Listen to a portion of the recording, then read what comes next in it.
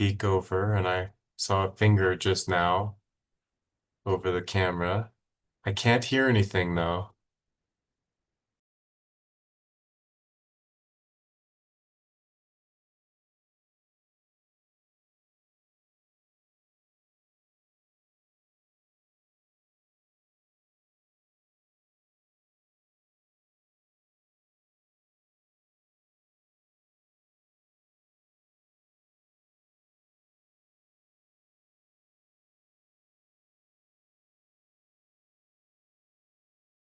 Yeah.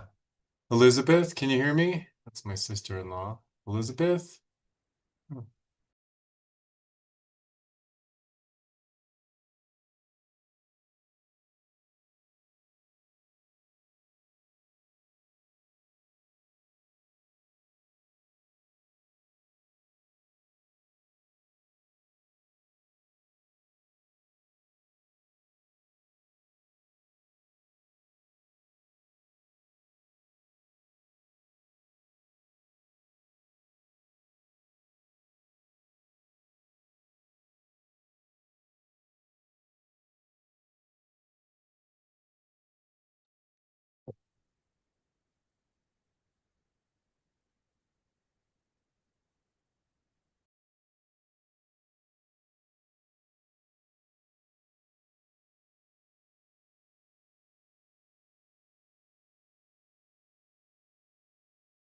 There with the camera.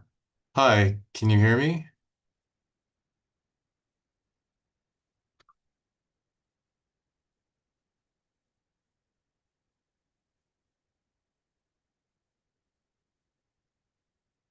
I don't know who that guy was, but I'm assuming he was like the funeral director.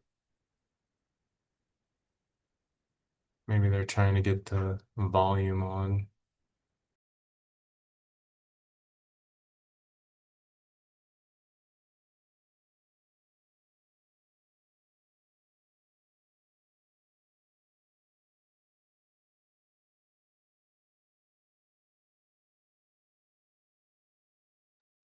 Hi guys, can you hear me? Hello? Hello?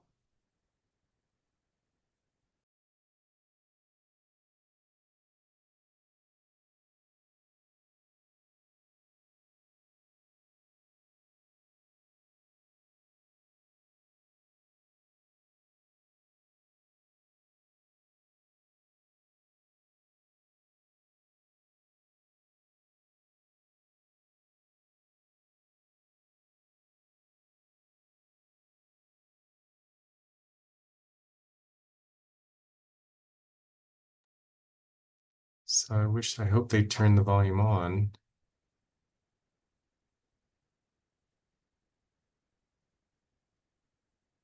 Um, I have, yeah. Okay, it's fine with me if you want to like pop up the chat, maybe type something Perfect. Thank you so and much. see if they'll notice that.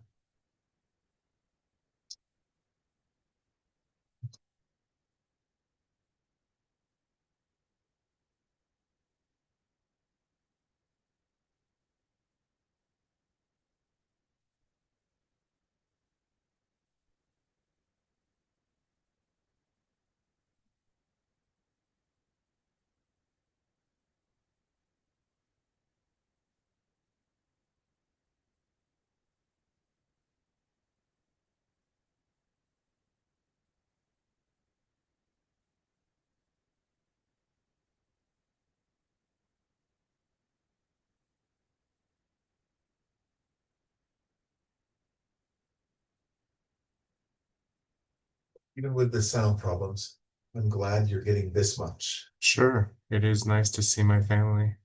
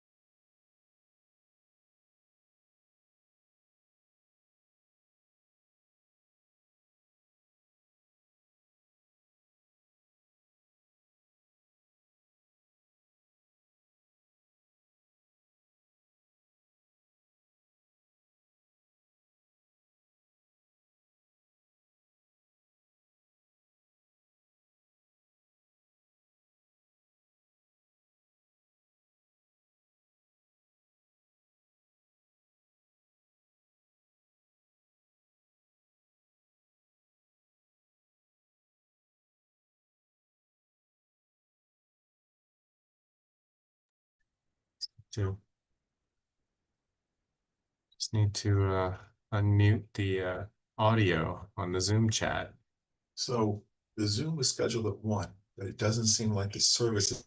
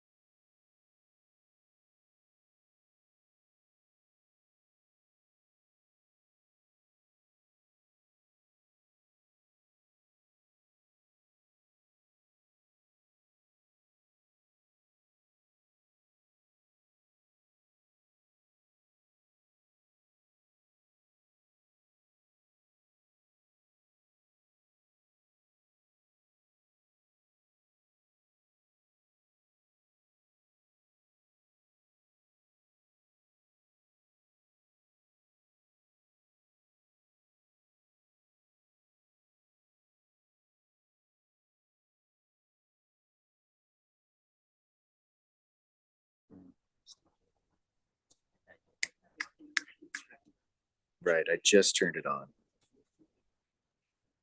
Okay. Okay. I think, let me see if any of this changes here. Okay. All right. Well, that's, okay. Okay. Yep. Bye-bye. Got started there, well, maybe that's what. Yeah. I think, our sound is good. Yeah. And I think that's probably when I first met you too. It's us. Okay. Yeah. Downtown. All right. The brewery bar, well, yeah, I know we spent time there, but what was that other place that got here?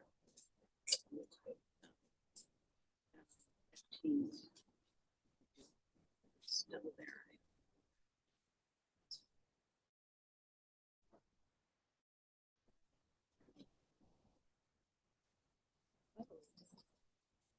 You know the one I mean. No. Acceptance from the group of children.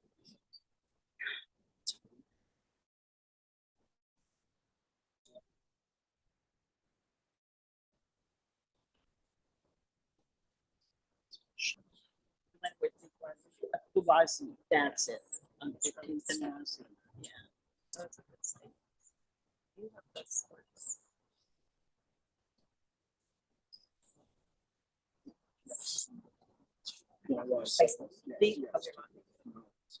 These two, Scott and Joey, sports statistics nuts of the family with his nephew, who is very young.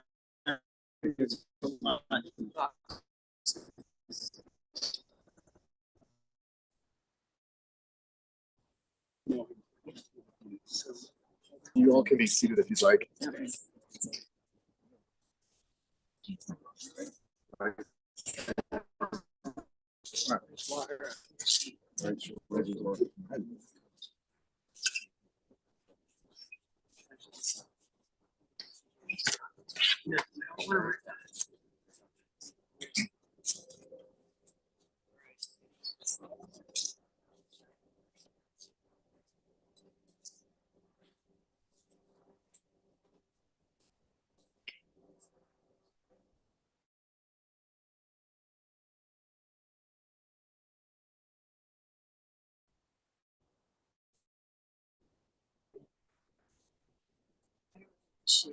Of course.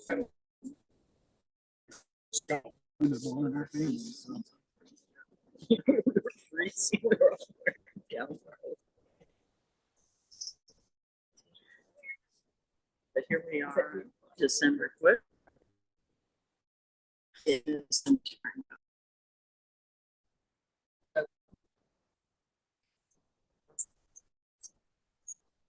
and then the Peoria 11th or 12th or something. I can't think. Crown. I kept thinking that's not it. I can't keep them on straight.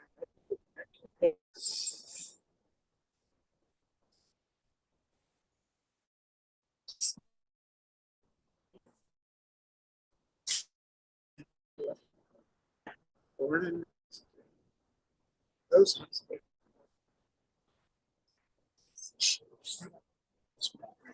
You know, they live in New York. New York.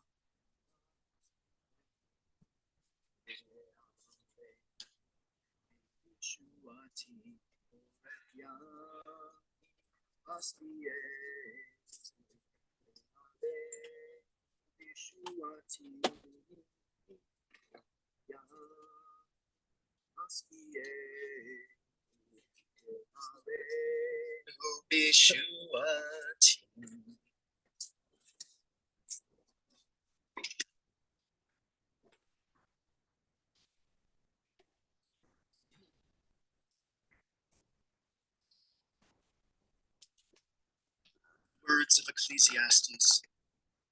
Season is set for everything. A time for every experience under heaven. A time for dancing and a time for wailing. A time for birthing and a time for dying. A time for speaking and a time for silence. A time for seeking and a time for losing. We gather this afternoon at this very sad moment, this time of losing. We gather, some of us in person and others watching the live stream. We welcome you as well to bid farewell to Chuck Groginsky, a loving husband, father, and grandfather, a caring friend, a chemist and a paralegal, a lover of travel, the natural world, astronomy, and technology, a Civil War buff, an athlete and sports enthusiast, a volunteer, a Jew, and a human being, and so much more, as we will hear about in fond testimonies from those closest to him. Today, we lay Chuck's body to rest right next to his parents, honoring his deeply impactful 82 years of life. We sanctify his memory with stories and reflection, and we bring comfort to his mourners. I'm Rabbi Rick Brody, the Baskin Jewish Community Chaplain at Jewish Family Service of Colorado. I had the immense honor of sitting with Chuck's family and Chuck at his bedside just a few days before he died, offering prayers of closure, comfort, and peace, giving those who held him dear a chance to express their gratitude and love, and preparing Chuck to let go and die with dignity, which he did. It was yet another honor to spend time earlier this week with Chuck's mourners to learn more about his extraordinary life and about the very special person he was. Some of those beautiful reflections from Chuck's family members will form the centerpiece of today's ceremony. Before we hear those personal tributes, I offer this brief biographical sketch, some of the basic facts of Chuck's 82 years of life. Charles Michael Groginsky was born on August 12th, 1943, the 11th day of the month of Av in the year 5703 on the Hebrew calendar, in Denver, Colorado, to Jack and Gitty Groginsky. His Hebrew name was Zachariah Mordechai ben Chaim David Halevi V'Gittel Fegya. Chuck died from Alzheimer's this past Tuesday, December 9th, 2025, the 19th day of the month of Kislev, 5786, at his home at Morning Star at Applewood in Lakewood, Colorado, with his beloved wife, Kathy, at his side.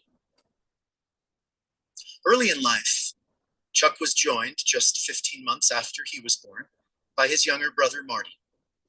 A family of four resided probably not too far from here in the old Jewish neighborhood on the west side of town, attending the Hebrew Educational Alliance. Gitty's extended family was prominently involved in the wider Jewish community in Denver. Jack worked as a highly respected homicide detective for the Denver Police Department. Gitty was home with the boys. When they were in high school, she worked as a secretary for Security Life downtown at Glen Arm and 16th. Chuck attended Colfax Elementary School and then Lake Middle School. He celebrated becoming bar mitzvah in 1956 and graduated from North High School in 1961. He was involved in activities at the JCC and was an active member of BBYO. Through BBYO, at age 18, he met Bobby Shore, his first wife. Throughout his childhood, Chuck loved sports, playing both baseball and basketball in high school. He loved the Brooklyn Dodgers. He spent time with lots of friends, several of whom he maintained contact with for many years. He felt comfortable with his Jewish identity as a member of the community. He loved to learn, accumulating knowledge about a wide range of subjects. That pastime was a lifetime source of joy. Chuck excelled in science and wanted to be a medical doctor. Shortly after starting college, he realized he never wanted the responsibility of holding someone's life in his hands. So he chose to switch his focus to chemistry, which he had long felt was the best of all the sciences. He graduated cum laude with a bachelor's of science from CU in 1965, where he was a member of Phi Beta Kappa. He was active in the Phi Sigma Delta fraternity, through which he made even more friends. At around the time of his graduation, Chuck and Bobby got married and moved to Lawrence, Kansas, where Chuck had received a National Science Foundation fellowship to attend KU for a PhD in organic chemistry. This was a very rare award given only to the top young scientists in the country. It paid for his tuition, room and board, and spending allowance. While in Lawrence, Chuck was a very active member of the KU synagogue. Chuck and Bobby's first child, Scott, was born in Lawrence in 1966. In 1969, the Kansas City Royals became an expansion team in Major League Baseball. Chuck switched his allegiance, adopting the Royals as his own for the remainder of his life, a devotion that Scott proudly carries to this day. Chuck completed his PhD in 1970, and the family then moved to Tucson, where Chuck had a postdoc in peptide chemistry at the University of Arizona. Shortly after moving to Tucson, Chuck and Bobby had their second child, their daughter Lynn, who was born in 1970. In those years, Chuck was involved with Congregation Anshe Israel. In 1972, following his postdoc, Chuck took a job as a chemist with Armor Pharmaceutical, which brought the family to Kankakee, Illinois. In Kankakee, Chuck served as an advisor for AZA, the boys' division of BBYO. At the YMCA of Kankakee, Chuck was in their ping pong league and coached boys basketball. In 1977, his team achieved a championship with an undefeated record. Chuck was also a member of the Kankakee Racquetball and Tennis Club. He was an excellent tennis player as an adult, winning multiple tournaments. He was mixed doubles champ in that same glorious year of 1977. He was a good golfer. He played softball for over 40 years, from the early 70s to the early 2010s. At Armor, Chuck worked in research and development and was a part of the team that developed the patented drug calcitonin. Through the rest of Chuck's 28-year career as a chemist, his work included peptides, pharmaceutical drug production, research and manufacturing support for medical devices, and management of human bone and tissue processing. His achievements earned him an entry in the who's who of chemists worldwide. Chuck and Bobby separated in 1974 and were divorced in 75. Upon separating, Chuck had moved into a new house that happened to be next door to Kathy Atherton, with whom Chuck quickly developed a friendship. In 1976, Bobby moved back to Denver with the two children, a very difficult transition for Chuck and the kids, though one they eventually adapted to. While Chuck was coping with this emotional challenge, he leaned on Kathy. She provided the shoulder he could cry on. Their friendship continued to grow, and on November 13th, 1976, despite not having yet had a romantic relationship, Chuck proposed to Kathy, declaring that he had found someone he loved and wanted to marry. The two were already such good friends, and their friendship would only blossom even more through their next 49 years together. The couple got married at the courthouse in Kankakee on June 3rd, 1977. Chuck and Kathy had their first child, Matthew, in 1978. In 1979, Chuck took a job with Vega, where he worked for the next 10 years. In 1980, the family relocated back to Tucson for Chuck's work. They had their daughter, Lauren, in 1982. In 1989, Chuck took a job in Louisville, Kentucky with Advanced Chemtech, and the family lived there until 1993. Chuck later reflected that his position there was his least favorite job. In the fall of 1992, Chuck took a job with Cortec in Denver. In January of 93, the rest of the family joined him in Colorado, and they lived in Arvada. At this time, in his 50s, Chuck started climbing 14ers and also learned to play guitar. In 1995, Chuck took a position with Allosource. He enjoyed these two jobs as a chemist in Denver, but in 2000, it was time for something new. Chuck later reflected that he really needed something more solid and in my field and maybe change types of jobs. Somehow being a paralegal sounded good.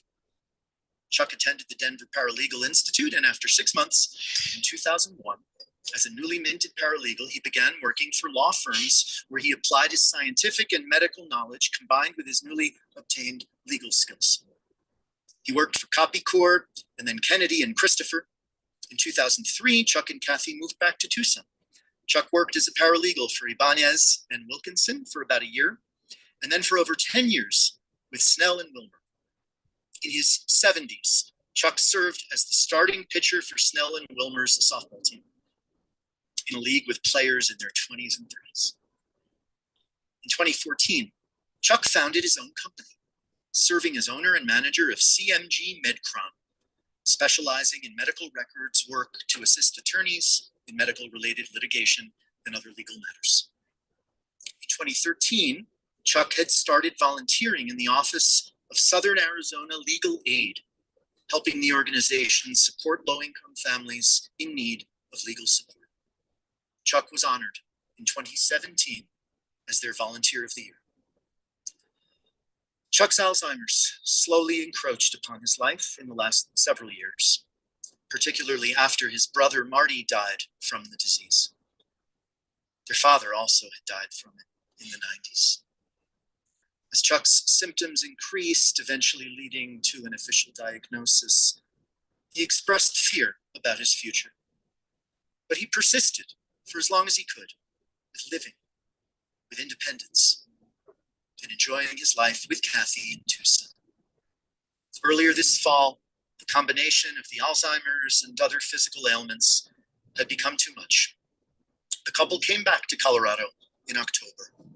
Chuck spent 20 days in skilled nursing at Mountain Vista and then reunited with Kathy at their home at Morningstar, where he lived out his last few weeks, eventually receiving the care of Bloom Hospice and dying peacefully. This sketch of Chuck's life barely scratches the surface of the essence of who he was and the influence he had on those he loved. We will hear directly from them about their memories of travel, of Chuck's many other talents, interests, and passions, what he taught them and how he supported them, the love they shared, and how he will live on in their hearts and deeds. I thank all of you for being here, as your presence helps to sanctify Chuck's memory and provides comfort to all who mourn him. Chuck's mourners include Kathy Groginsky, Chuck's wife, Chuck's children and their families, Scott Groginsky, Chuck's son, and his wife Elizabeth Groginsky, Chuck's daughter-in-law, here from Santa Fe. Lynn Huntley, Chuck's daughter, and her husband, David Huntley, Chuck's son-in-law, and Jacob Ford, Lynn's son, Chuck's grandson, here from Fort Collins, where he attends CSU, and Lauren Groginsky, Chuck and Kathy's daughter. We note the absence of Chuck and Kathy's son, Matthew Groginsky, who is watching the live stream, and we welcome him in spirit. We note some other important people who are not here in person. Chuck's first cousins, Joe Bernstein in Phoenix, Bob Bernstein in Ohio, Steve Bernstein in Los Angeles, Sheila Kidder in Chicago, Billy Groginsky in Hoboken, New Jersey, and Fred Kosofsky in Israel. And the stepchildren of Chuck's late brother, Marty, may his memory be a blessing. Dawn Lira, Chuck's stepniece in Santa Rosa, California, and Marcus DeFonseca, Chuck's stepnephew in Portland. And we note Bobby Zelkind, Chuck's first wife and Scott and Lynn's mother.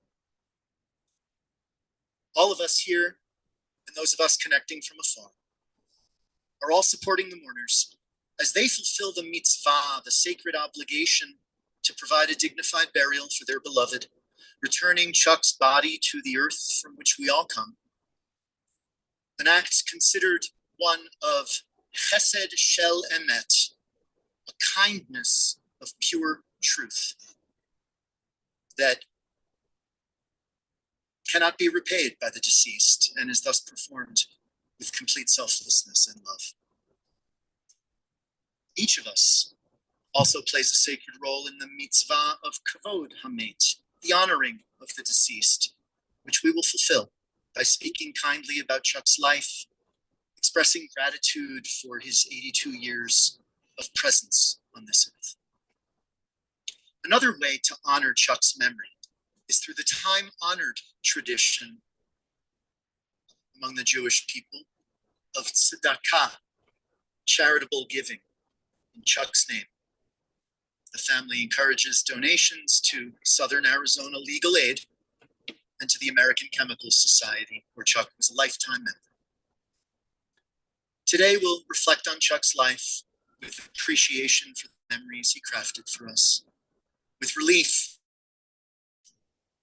knowing that he died fully and free of suffering, and with sadness that his journey among the living and his ability to fashion new memories in the present has come to its end, yet knowing that his legacy endure and that his memory will be a blessing. The time of mourning is a complicated time, filled with many emotions and memories, both bitter and sweet.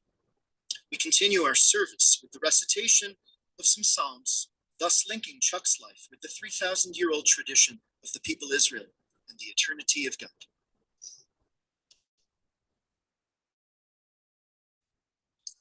From Psalm 103. Rachem av al banim, rachem Adonai al yereav. As a father has compassion for his children, the Eternal One has compassion for those who show reverence. God knows, fashioned. God remembers that we are dust. The days of mortals are like grass. We flourish as the flowers of the field. A wind passes over them and they are no more. And no one can recognize where they grew. But the compassion of the Eternal One is everlasting. God's kindness to children's children, to all the reverent ones, endures, age after age, unchanging. V'chesed Adonai me'olam, ve'ad olam al yireav, v'tzidkato livnei bani.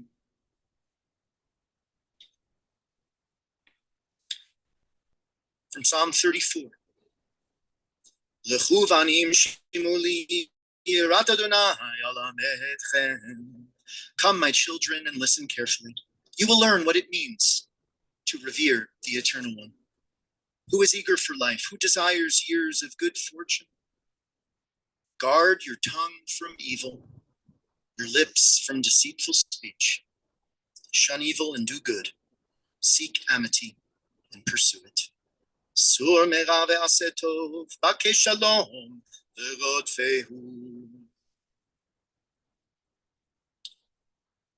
Now recite the 23rd Psalm in English.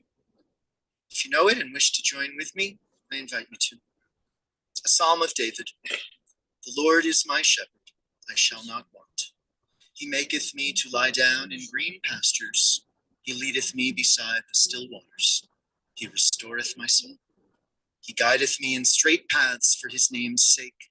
Yea, though I walk through the valley of the shadow of death, I will fear no evil, for thou art with me.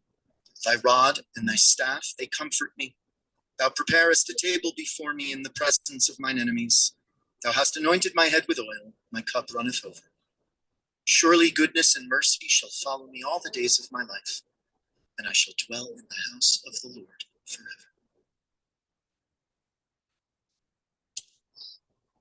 We now come to the centerpiece of our time together, to hear eulogies from those closest to Chuck, who loved him dearly. Hear from his children and his wife. We start with his daughter, Laura.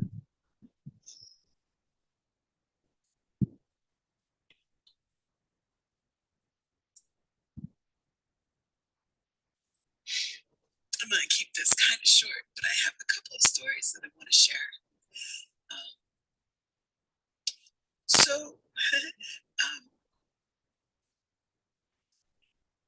When my grandfather, Jack Groginsky, died, I remember sitting next to my dad, and it was the first time I had ever seen him cry, and I was able to reach over and grab his hand and give him comfort. And I'm going to keep that in my heart forever, that I was able to give him as much comfort that day, but it will never add up to the comfort he gave me in life. Like Rabbi Rick said, he learned guitar, and he told me, he's like, I always wanted to learn, so I'm gonna pick it up. And he played this song. He finally got a song. He was on beat. Everything was there. And then he looked at me and my mom, and he said, "Can you guess what song that was?" No. We had no idea. He was on beat, but he didn't have that soul to it. And it was a Beatles song. And for the life of me, I can't remember which Beatles song it was because I couldn't recall. I couldn't even recognize it. And Monday, the night before he died, I went to visit him, and I told him I loved him. And then went to a bar, and they were playing Beatles songs just over and over and over, and I couldn't, so I went to a different bar, and they started playing Beatles songs over and over and over. And I kind of knew that was the time that I had to say goodbye to my dad. And that morning, he was gone. And I will always, always miss him. That morning, after he died, I talked to my best friend, Jolene. And she said, you know what? He's whole. He has all his memories, and he is no longer in pain. And my daddy is now whole, and he will stay whole in my heart and your hearts forever.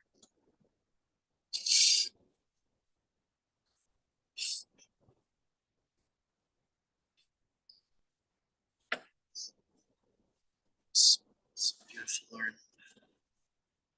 You know, there's a reason why everyone was playing Beatles songs on Monday night. It was the 40th anniversary, 35th, thank you, of the assassination of John Lennon. Lennon actually died on the morning of the 9th. So he and your father share that secular anniversary of their death.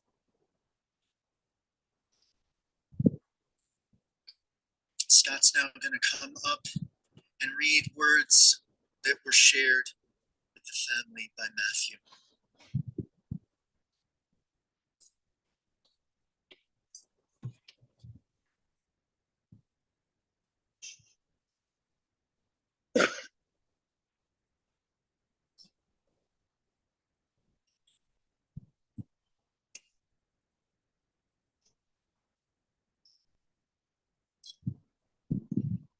As the rabbi said, Matthew Groginsky is brother Chuck's son and is not able to be here in person, but we know you're watching, Matthew, and glad you could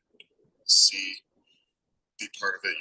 You're with us in our hearts here. And Matthew had a statement that he prepared that he'd like us to read, like me to read, and I'm going to speak Matthew's statement. This is from Matthew. I've already been missing my dad for the last 4 years, but at least I could hear his voice and hoped for a last-minute cure, although now that he has left this life, I will miss him for the rest of mine. It was difficult, but looking back, I'm relieved he declined as fast as he did, because I hated seeing him the way he was over the last few years, especially over the last 7 months, when his formerly strong and athletic body began to fail. He did not deserve to suffer like that. There were times growing up when I wished I had a dad that was more to music or more social or fun. Someone I could agree with more about society's problems, brainstorm thoughts about spirituality. But I eventually realized he chose his path, and other paths wouldn't have been able to provide so much safety, protection, or comfort for his family. His thoughts about the universe were subtle but sound. He studied the stars, chemistry, science, math, history, language, art, music, travel, philosophy, and society. He was less interested in things I enjoyed most, but he was well-rounded and experienced a little bit of everything. He had success in multiple careers and even ran his own business. He traveled to Asia and Europe. He knew about cars, sports, tools, computers, and finance. He could build things and fix things. He lived in diverse cultures across the country. He loved fiercely. I will always remember seeing Haley's comment with him. He always encouraged me to expand my horizons with activities like soccer, taekwondo. He taught me so many words from his immense vocabulary. I could go on about his knowledge, passions, and many achievements, including fathering 4 college graduates. But it's mostly important to recognize that none of his numerous achievements were easy. He always worked hard at anything he accomplished. His spirituality was ingrained in his culture. He just tried to be the best person he could be. First worked the way it worked, so he just dealt with what was on his plate. He followed all the rules in life, while I followed none. I was always failing school, crashing cars, and getting arrested. Again, this is from Matthew. The troubled child who always needed help, the one he fought with over and over, but we always made up, and now I'm so grateful for those fights, because I truly believe all of our arguments allowed us to know and understand each other very well, and in the end, to know and understand each other very well in the end. And that was no easy task for people so different from each other. That understanding gives me comfort, great comfort now. I wish I could have made him more proud, but I'll always remember how he reminded me at my lowest point that everyone does bad things.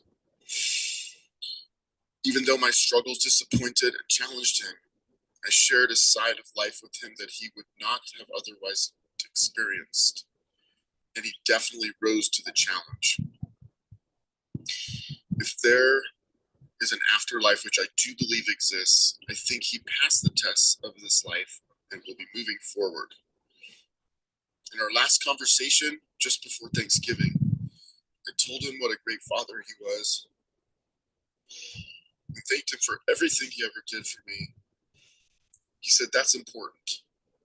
And when I said I loved him, he said it back. I'm lucky for that, and for the father lottery that saddled him with me. No one in my life ever gave me so much, or cared about me more, or helped me survive as much as he did. And no one ever will. Even in his last moments of clarity, he always made it clear that he would always help me with anything he ever could. I thank him so deeply for always being there and for giving me everything I ever needed. I'm sorry I couldn't be there to send him off to say goodbye, but I know he understands. Bye, Daddy. Your love always. Your son, Matthew.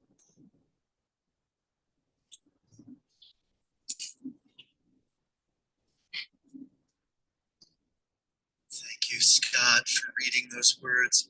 Matthew, thank you for sharing.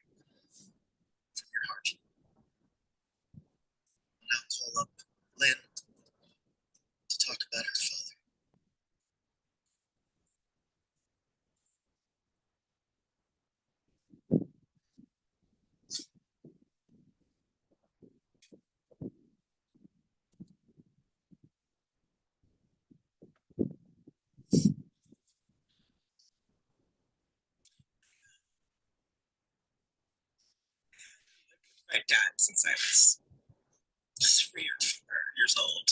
So I have no working memory of living with him. You know, he was always in a different state. And so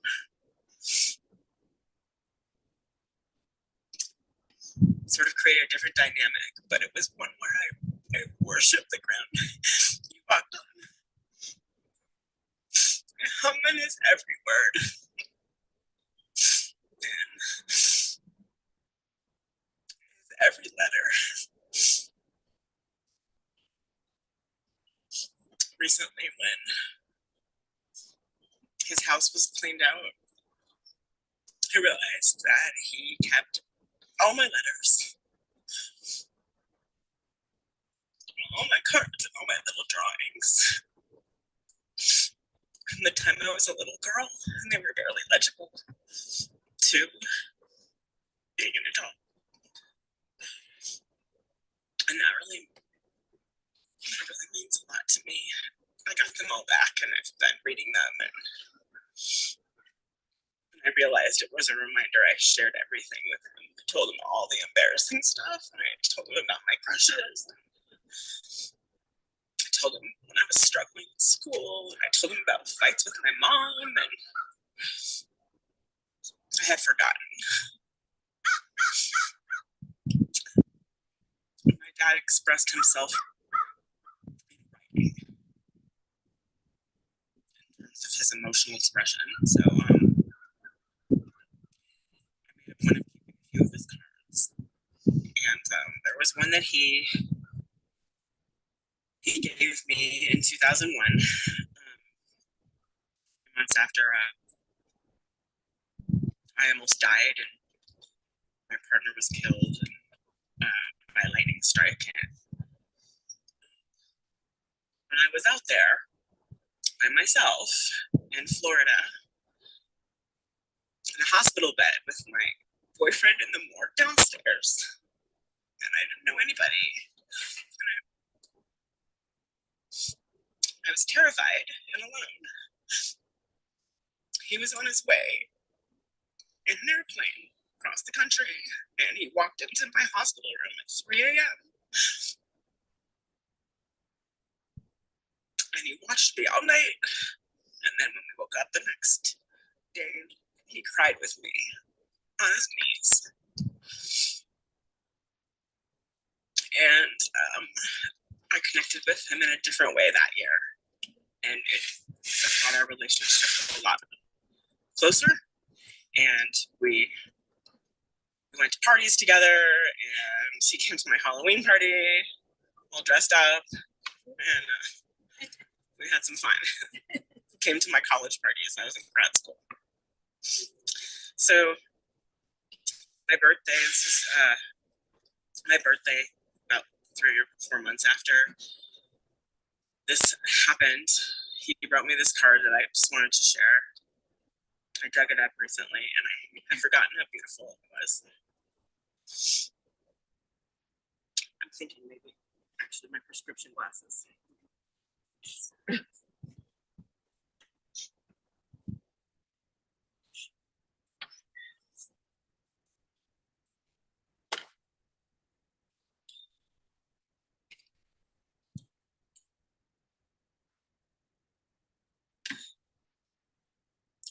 Dear Lynn,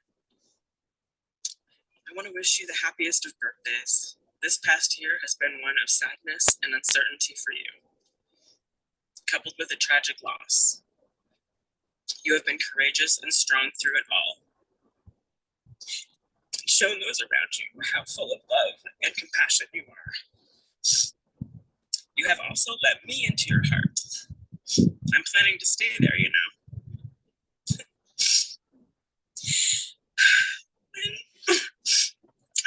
I have so much pride in you and respect for how you have persevered and acted this year. You are truly my cherished and beloved daughter. And I wish from the bottom of my heart for you to have the happiest, most satisfying year ever. I love you, Daddy.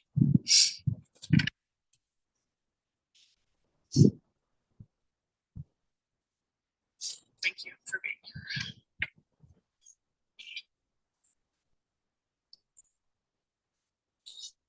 Thank you. I'm gonna have Scott come back up and share his own sentiments.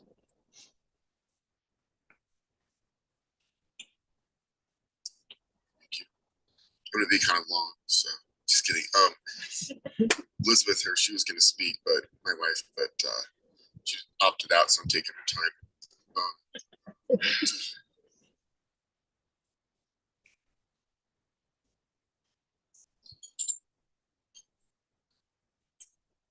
My dad, Chuck Groginsky, was more important to me than I can put into words. He cared for me, taught me about the world and the importance of reading, researching, writing, and learning. He taught me to take care of myself, eating well, getting exercise, strengthening my muscles, playing sports, and being athletic, as he did all that himself. He was a very generous person and father, wanting us to have fun, be smart, and succeed. He was always interested in our lives, our work, and our health. Dad was a brilliant scientist, a chemist. As the rabbi said, he was awarded a prestigious National Science Foundation fellowship at Kansas University and fully paid for his PhD in chemistry. He published many studies and reports, papers on peptides, amino acids, syntheses, etc., and was a leader in the industry for several decades. And when he was done with that field, professionally, he became a paralegal for a corporate law firm and also volunteered his time, as you heard earlier, with legal aid to give legal assistance to low-income people in Tucson who didn't have it. He cared about kids, his own, of course, but also kids in general. He wanted to coach them and help them learn. He was a youth in Kankakee, Illinois. He was a youth advisor for B'nai B'rith Youth Organization. Also in Kankakee at the YMCA, he coached kids basketball and did Indian guides with me. And he also ran for school board. He loved his wife and family. He loved to explore road trips, hiking, camping, and getting into nature. He focused on taking care of himself health-wise, ate well, and exercised. He was a tremendous athlete, obsessed about good nutrition and staying away from germs. He loved to eat his same cereal every morning. When I was a kid, we always knew what he wanted to eat, which was total cereal and wheat germ and some sliced banana in there. And your kids, and he was amazing at slicing bananas. Best I've ever seen. Very fast. I mean, earlier this year, I saw him do it. It's fantastic. His nutritional focus often brought out his frugality. It taught me not to use the ends of the loaf of bread because they kept it fresher. He taught me to eat all of an apple and not throw it out with some of the ends and corners uneaten. He had a major focus on not letting us, his kids, eat much sugary foods. Not that it's a lesson I've taken to heart. He showed us, I think some of us might are big sugar people, unfortunately. He showed us that nutrition now was peanut butter, natural peanut butter on celery, which I still love to this day. He always pushed onions on me, which I resisted to this day, but I'll always remember his onion breath fondly. He did not drink much alcohol and had a distinct loathing of cigarettes. He taught me about climbing stairs fast, 2 at a time, and how to dry my back effectively. I always think of him when I do those things just about every day. He taught me how to ride a bike, which he bought for me for my 7th birthday, along with a radio, which helped me develop a love of music. He taught me how to throw a baseball and softball and how to throw balls under my leg and around my back. We played catch many years and played lots of tennis. He became a superb tennis player, winning, as you heard, many tournaments in Kankakee. Our favorite game, which ended when I got kind of big at age 9, was that he'd lay on his back, and I'd put each of my feet in each of his hands, and he'd lift me up. It was kind of like flying.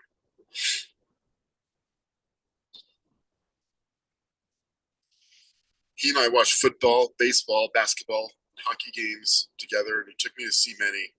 Chicago, we'd see the Cubs and the White Sox, especially when they play the Royals. We were the minority rooting for the Royals, that hostile crowd, Comiskey Park. And in Denver, we'd go to Nuggets games and Avalanche games together. And in Tucson, he would take us to the Toros games every summer. They were the minor league team out there. In Kankakee, he rided me and Lynn on his motorcycle. He took us paddle boating. He took us fishing. He would sometimes let us help with his CB radio, which he got really into there for a few years in the mid-70s. He always had things for us to do when we visited him both in Kankakee and Tucson, including drawing and writing and recording ourselves, swimming in their pool in Tucson, and games, swap meets, tennis, shopping, especially museums. He loved the Sonora Desert Museum, especially, and got excited about cactuses, especially the saguaros, which are native to Tucson, and the desert in general. And he was very knowledgeable and fascinated by this landscape. When I was 15, Dad and Kathy both taught me how to drive a car in Tucson in a grocery store parking lot on a stick shift, which I still drive a stick shift to this day. So I always think of him and you, Kathy, when I just shift gears. He read to me every night when I was a little kid, a lot of Dr. Seuss. We especially loved Dr. Seuss's sleep book. We laughed a lot about the Zweiback Motel, which was a high-class lodging establishment mentioned in that book, where the blankets did not cover the toes. He also was careful about turning to a page that I always told him was scary to me because there's a big monster on it. So he's always careful about making sure I was ready for it. He had a good sense of humor. We used to laugh a lot about funny Jewish names like Irving, Melvin, Marvin, Herman, Herbert, etc. And he named his green Ken doll head in his car Herman. He always asked me about my schoolwork and was interested in what I was learning, expressed how proud he was of me. Always asked about my job. About 10 years ago, when I was working in DC at the U.S. House of Representatives in the Education Workforce Committee, we would talk, and as we would be talking on the phone, he would look up the information. I was telling him about bills and members and issues while we were on the phone together. And even though we had different views politically, he was so supportive of my work and knew I was helping the country improve. He cared about improving things in his community and across the country. As you heard, he traveled across the country to visit old Civil War sites regularly. We saw many of them. And we were honored to be with him on a visit. When he visited us in DC, we went with him and Kathy and Lynn and Lauren and Matthew up to the Gettysburg site, which was very intense. He was excited about those trips, but he also seemed somber about the violence and the devastation of those battles. He felt it personally. Our own country was so torn about everything. I learned so much from him: gravity, infinity, galaxies, measurements, directions, how to read maps, other scientific concepts, especially astronomy, which he was an expert. Living in Tucson, he was able to see the stars and planets clearly with very little light pollution there. He was very happy and enthusiastic about that. He was also excited about Tucson's amazing sunsets. He loved living in Tucson for those reasons and others too, especially the hot weather, the warm weather, and being able to swim throughout lots of different times of the year. I don't think he ever wanted to leave Tucson.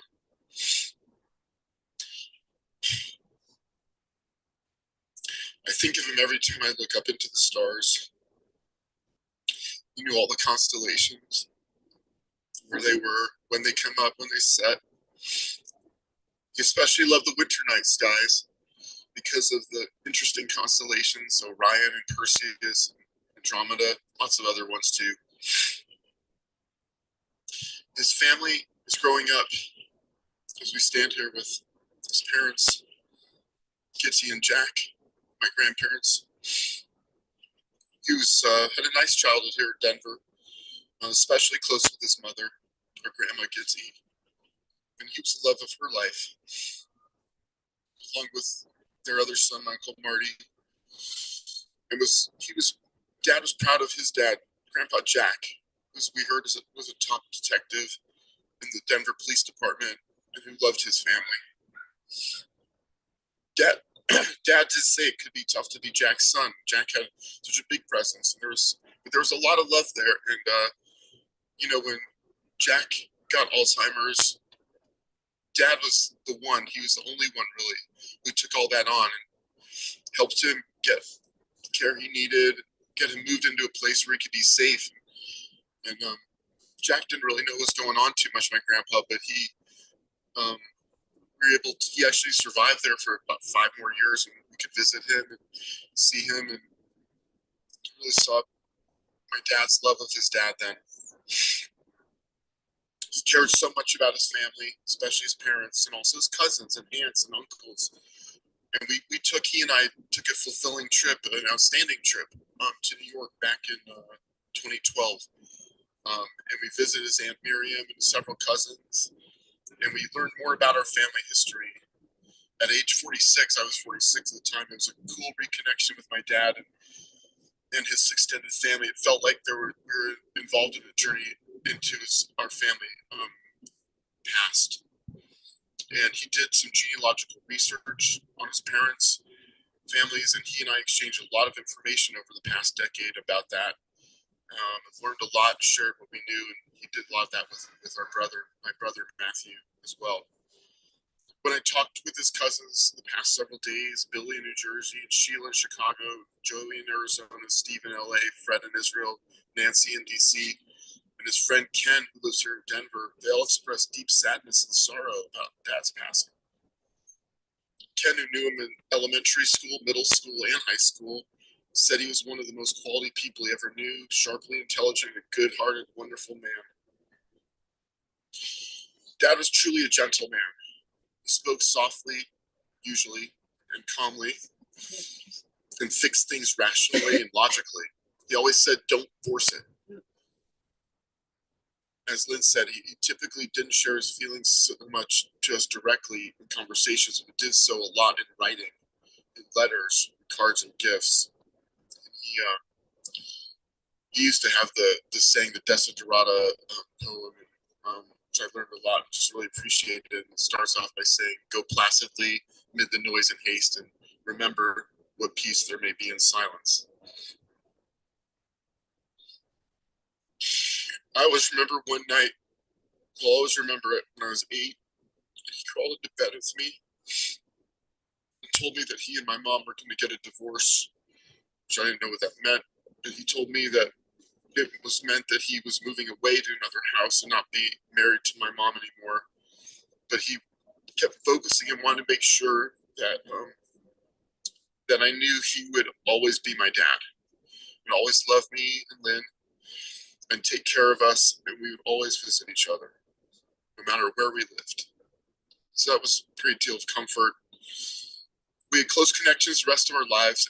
In his later years, the past 15 to 20 years, he's opened up more, seemed to be more accepting of things, became more expressive. We had so many meaningful conversations and fun visits. Dad sometimes could be tense, anxious, and fearful, and it made him seem distant. I believe this is because he wanted to make sure he and others he loved were okay and safe, and the state of being sometimes would shield or cover up what was a very caring, sweet, and loving person. I get a lot of my traits from my dad: details, organizing things, recording and dating everything, historical interest, and especially keeping too many things. He took a lot of pictures and many home movies, and he always wrote the date and location on them. He encouraged us to record ourselves as kids, gave Lynn and me a tape recorder, and we still have those tapes. He had an excellent memory, which ironically and tragically left him in the last couple of years because of Alzheimer's. This was really sad. It's been a tough time watching him mentally decline, and more recently over the last few months physically decline. It's been so hard for all of us. Dad placed a high value on natural beauty, especially sunsets. The other day, just after he died, we were driving up here. The sunset was so beautiful. It reminded me of him. Multicolored, multi-patterned, multi-layered. He would have taken a picture of it. Dad's influence was vast and deep. For me and others, I feel him in my being, and I have felt that my whole life. I'm a better person because of him. The world will miss him, and I will miss him.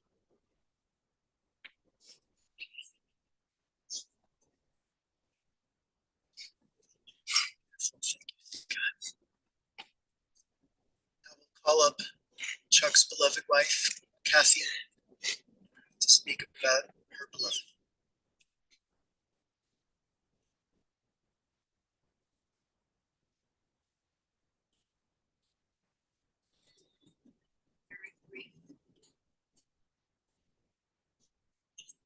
I don't have the strength.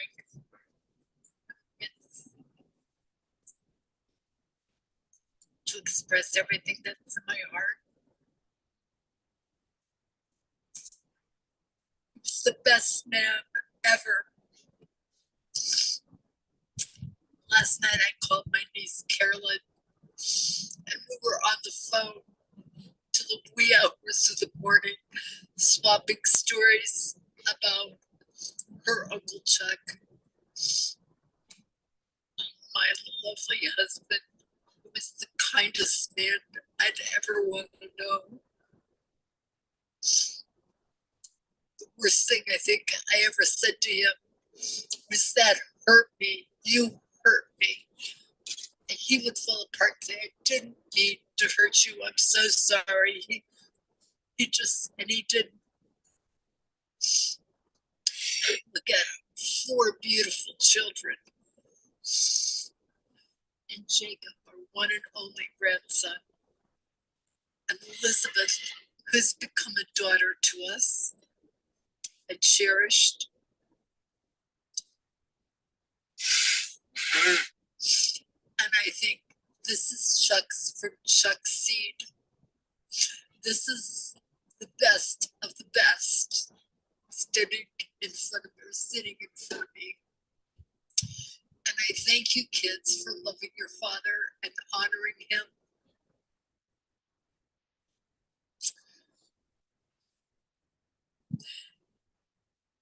We didn't have long enough. Thank you.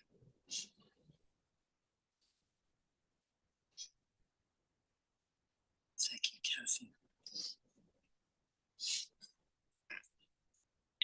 Our time here is short. I wrote a eulogy that perhaps I'll share in full at Shiva. I can certainly share it in writing with the family. I'll try to sum up the main themes very quickly. This, and I don't need to elaborate so much because the children and Kathy have said so much that captures Chuck's essence. We can see reflections of Chuck's essence in this week's Torah portion, which begins the story of Joseph. There are some remarkable similarities between these two men. There's family separation for long periods of time and various forms of discord, some of which we've heard about today. And there was resolution. The family stuck it out, and in time, they grew stronger, they were reunited, and their love grew. There's a similarity in someone's ability to reinvent himself in the middle of one's life after already having had significant experiences. Joseph goes from the lowest point of his life and winds up in a foreign land as the viceroy of Egypt.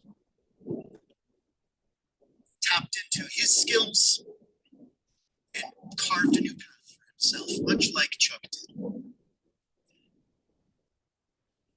The way that Joseph helped Egypt was by focusing on the managing of resources. There was a concern about food, making sure that it not go to waste, that there be enough for everybody. Nutrition was essential because of an impending famine.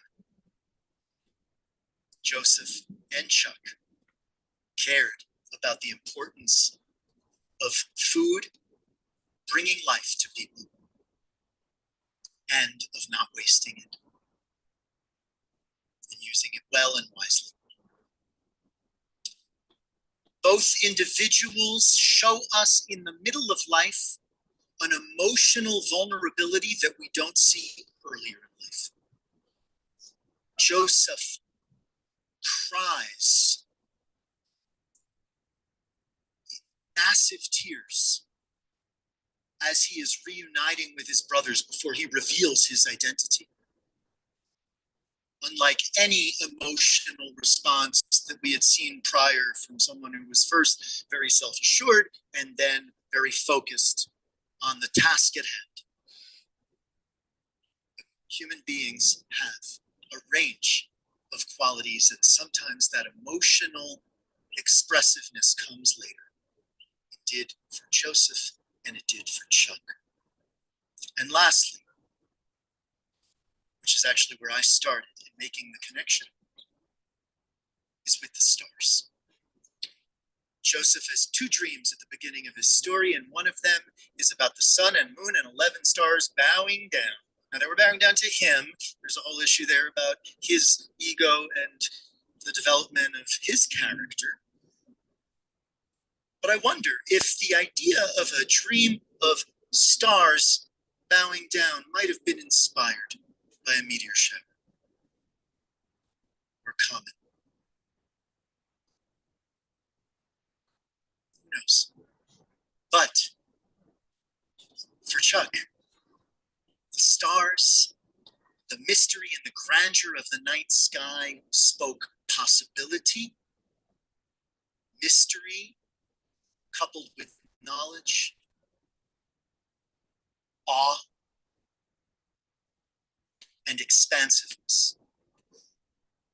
Matthew talked about his father encouraging him to broaden his horizons. What a beautiful metaphor that Chuck embodied, and that also takes us back to the sky. Whether it's those expansive Tucson sunsets or the night sky that speaks possibility, the transcending of limits, the connecting to something beyond oneself, that also for Chuck and his family, through the way that he taught about the stars and all the other love of the natural world that he had to his children, that it brought them together. In Joseph's story, the stars were part of the discord. In Chuck's story, the stars were about harmony within the family.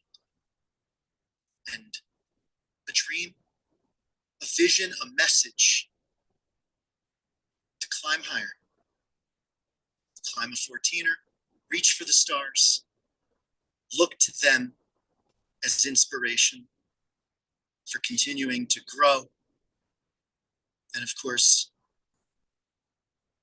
in our own growth, to love and to support others.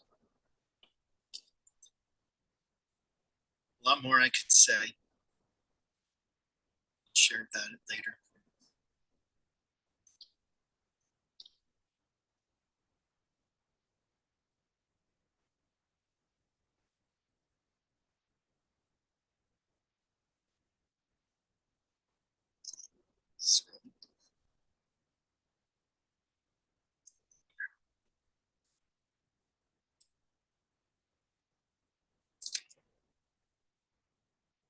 As I said, Chuck's vision, his dream, an ever-expanding horizon filled with stars, planets, comets, and meteors, literally and figuratively.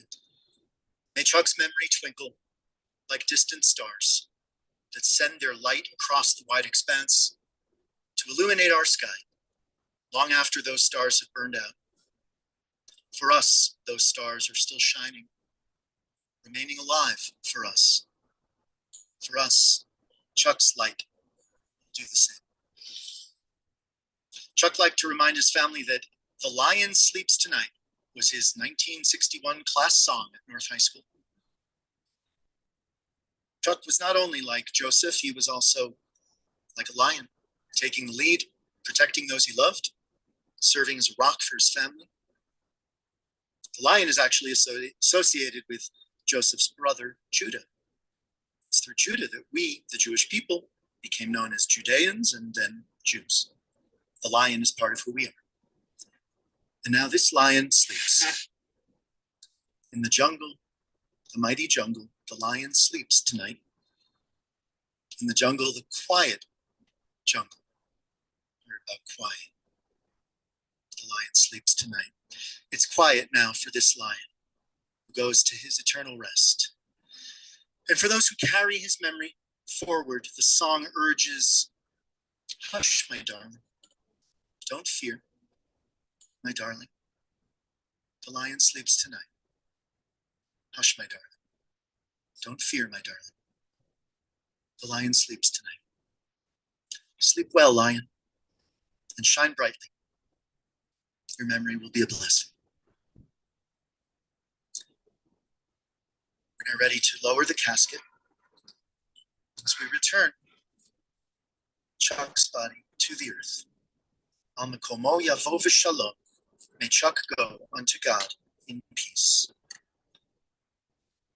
Hatzor Tamim, the perfect rock whose work we perceive, reveals a faithful God, true, upright, and honest. The rock is perfect in every way. Dare we ask God to account for any deed? Hashalit b'mata uvma'al. God rules below and on high, causing death, giving life. Morid sha'ol v'ya'al. Bringing down to the grave, but raising up as well. Hatzor Tamim, the rock is inscrutable. Dare we question Mata Aseh, what have you done? When God's every word comes to be immediately. Hatzor Tamim, the rock is unfathomable, but just and patient and malei rachamim, filled with compassion. God have pity for parents and children. Ki lecha adon haslichot v'harachamim, as forgiveness and compassion are yours. You are just, Eternal One, in the giving and in the taking. In your hand is pikton kol ruchot, the essence of all spirit. You would never permit the impact we made to fade. So consider us keenly. Ki lecha adon harachamim v'haslichot, for you are the master of compassion and forgiveness. Adam im ben shana yehiyeh, were a mortal to live but a single year or even 1,000, kalo haya yehiyeh, it would not seem enough. Baruch dayan ha'emet, we therefore praise the judge of truth, who takes but who also gives life.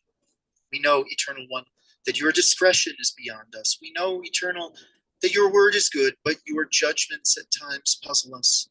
And though we may brood over harsh realities, tzadikata, we place our trust in your righteousness and accept our lot, our loss, and the love that remains with us forever. Rachem al pleitat tzon yadecha. Have mercy upon us and strengthen us to maintain our courage at this time of sorrow. Adonai Natan, the Eternal has given. Vadonai, and the Eternal has taken. Yehi Shem Adonai Mevorach. May the name of the Eternal be blessed.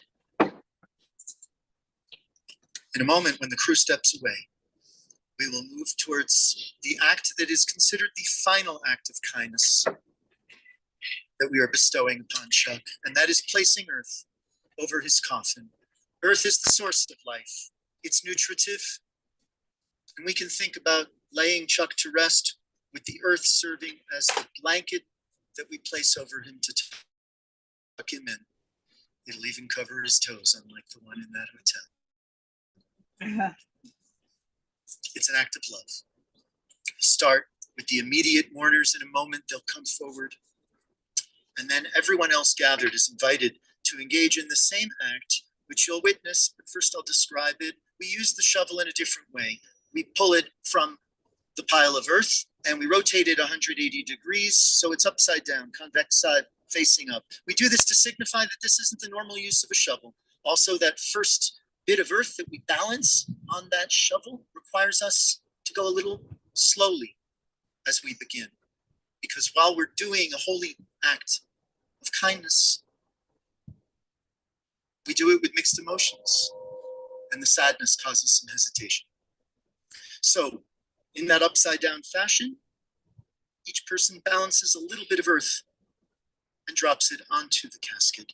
You then rotate the shovel back into its normal position, and you take two larger heaps and you place them on the casket. When you've done it 3 times, we consider it a completed act, which you then complete by returning the shovel to the pile of earth. We don't hand the shovel to anyone else. Everybody engages in the entire act from start to finish, picking it up from the earth and putting it back.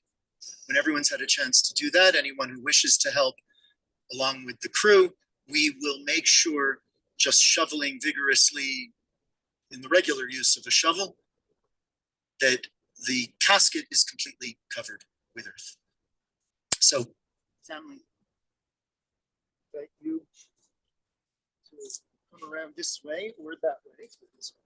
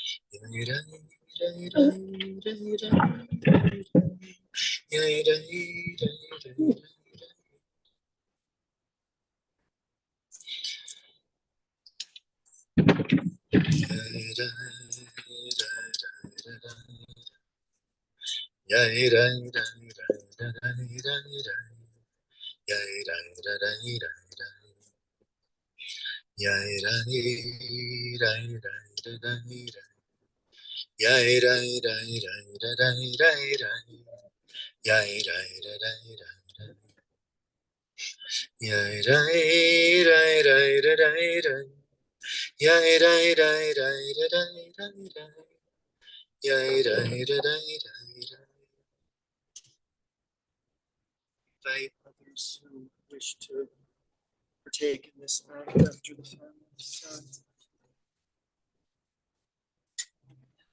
To you.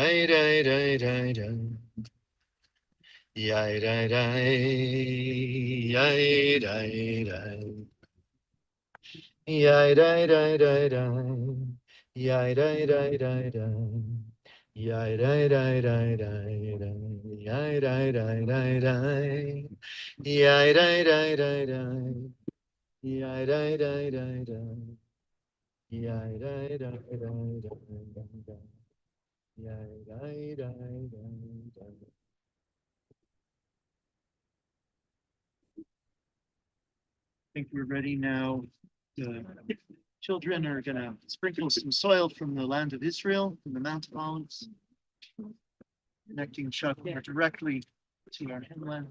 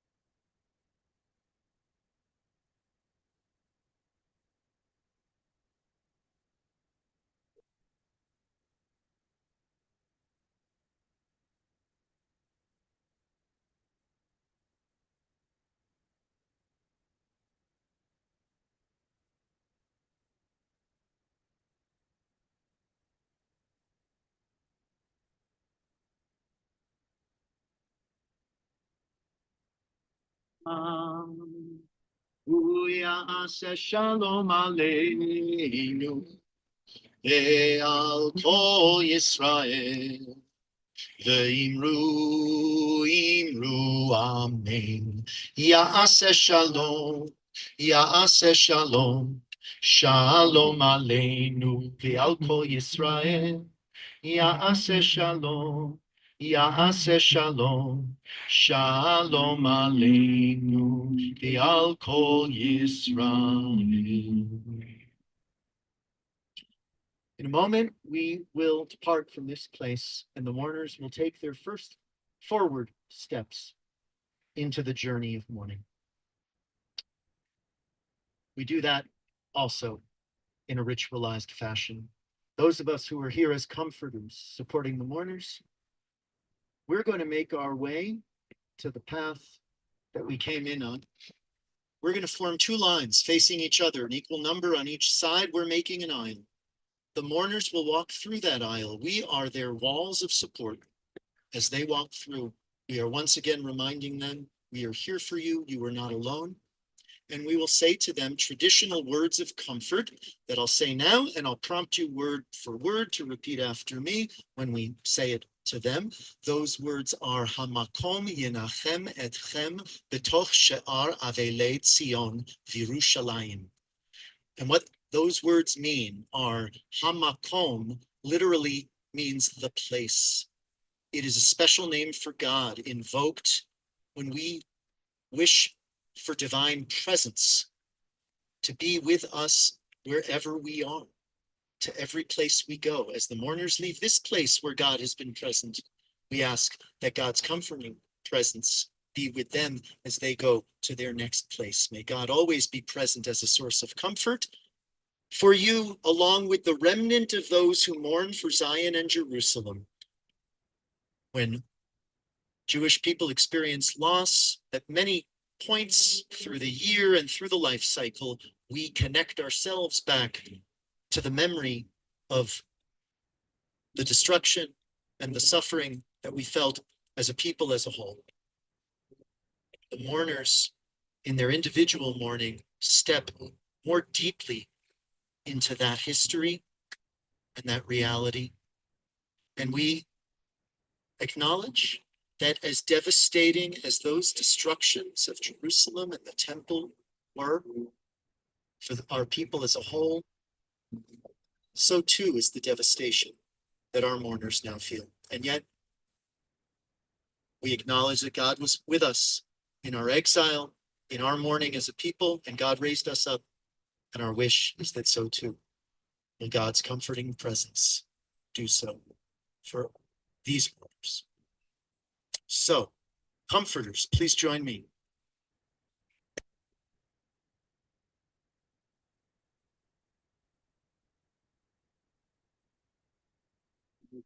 Two lines right here.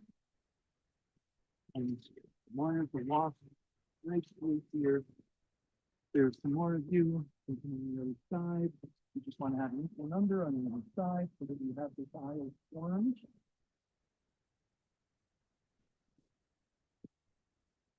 Mourners, please rise.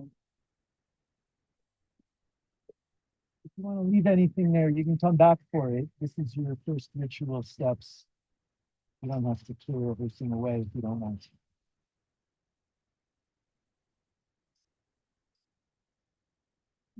Comfortable to repeat after me.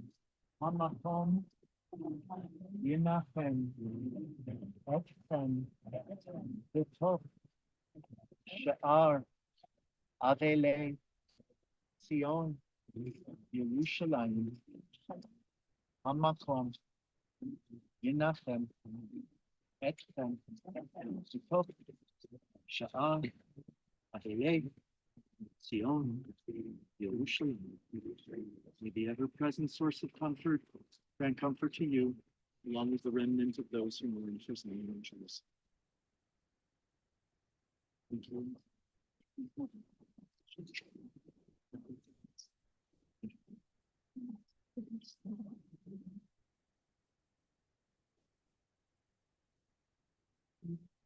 You to everybody who has attended via the live stream. That does conclude our service here at Golden Hill Cemetery. Thank you so much.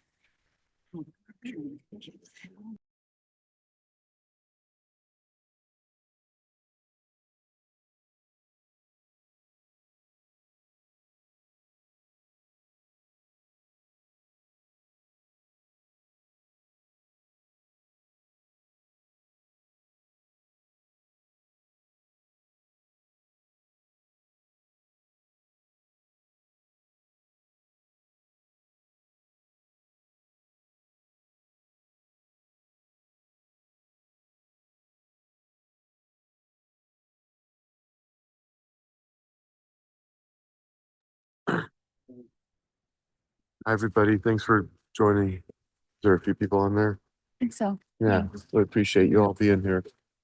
And, We love you, Matthew. Matthew, we love you. Good to see you. Matthew, I hope you're blessed by the service. And I love you dearly.